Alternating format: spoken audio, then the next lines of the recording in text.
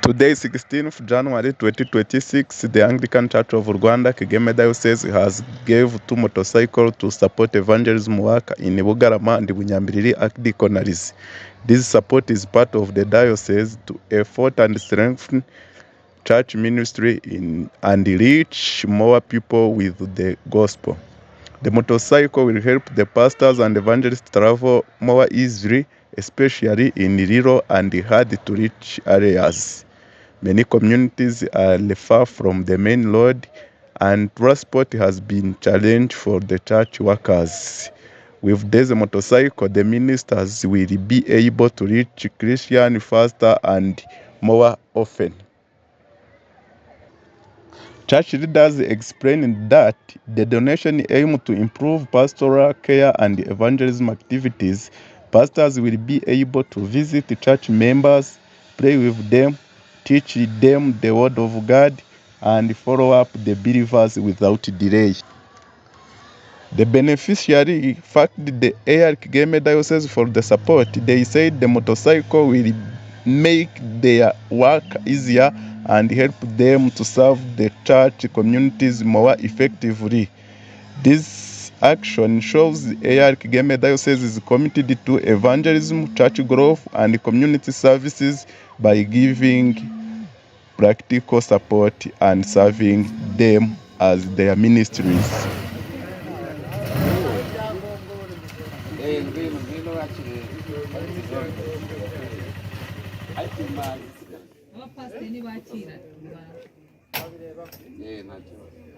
Yeah.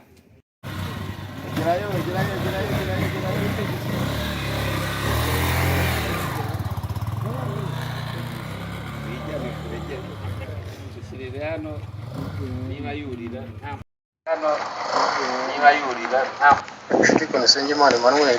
I'm Archdeacon Nsengimana Emmanuel. Archdeacon bwa Bugarama. I'm a leader of Bugarama Archdeaconry. Bugizwe n'amaparuwasi 11. Bugarama Archdeaconry has 11 parishes.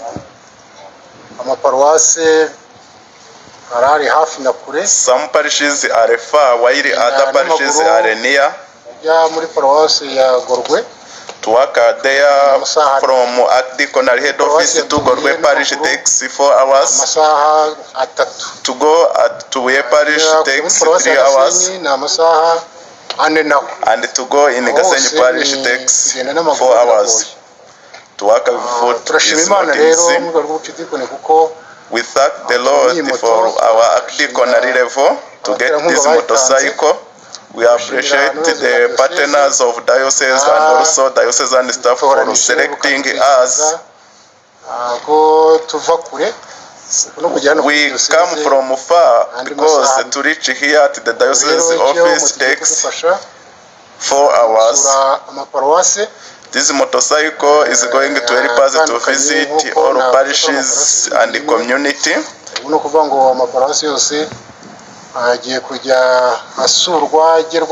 It means all parishes will be visited, and we have hope we are going to develop evangelism in our Archdeaconry. Archdeacon of Bunyambiriri Archdeaconry. Bunyambiriri Archdeaconry has 7 parishes and 3 sub-parishes. It has 43 chapels, and grassroots are 163. This time, on behalf of entire team of Bunyambiriri Archdeaconry pastors, I would like to sincerely express our heartfelt appreciation to Kigeme Diocese for generous support of providing us with a motorbike. We are deeply grateful for this valuable contribution, which will play a very important role in strengthening evangelism activities at the Bunyambiriri Archdeaconry level. The motorbike will greatly facilitate pastoral visit, outreach programs, follow-up of believers, attend the different churches meetings and spreading of the gospel to different parishes and communities, including those parishes and sub-parishes. This support reflects the diocese's strong commitment to the mission of the church and to the Great Commission of spreading the word of God. We assure you that this motorbike will be used responsibly and faithfully for evangelism and ministry purposes in line with this vision and the values of Kigeme Diocese. Once again, we extend our sincere thanks to Kigeme Diocese for this meaningful and timely support. May God richly bless the diocese, its leadership, and all its partners, and may He continue to use us together for the transformation of lives through the gospel. Thank you much, and God bless you.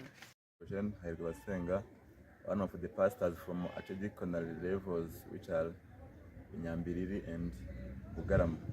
On behalf of all pastors of Bugarama Archdeaconal and Nyambiriri Archdeaconal, I would like to sincerely thank Archdiocese Kigeme for the generous gift of this motorcycle given to support and empower evangelism. We are deeply grateful for this act of love and vision. This motorcycle is not just a means of transport. It is a powerful tool for the gospel. It will help pastors and evangelists to reach remote areas, visit Christians, support church planting, follow up new believers, and strengthen evangelism activities within our archdeaconate. We thank the leadership of Kigeme Diocese for understanding the challenges pastors face in the ministry and for responding particularly. This support shows your commitment to the Great Commission and strengthening the mission of the church. We assure you that this motorcycle will be used responsibly and faithfully for the purpose it was given, to glorify God and advance His kingdom. We pray that God will bless Kigeme Diocese abundantly, bless its leaders, and provide even more resources to continue supporting evangelism and church growth. Once again, we say thank you very much. May God reward you and grant you continued grace and strength in His service. God bless you.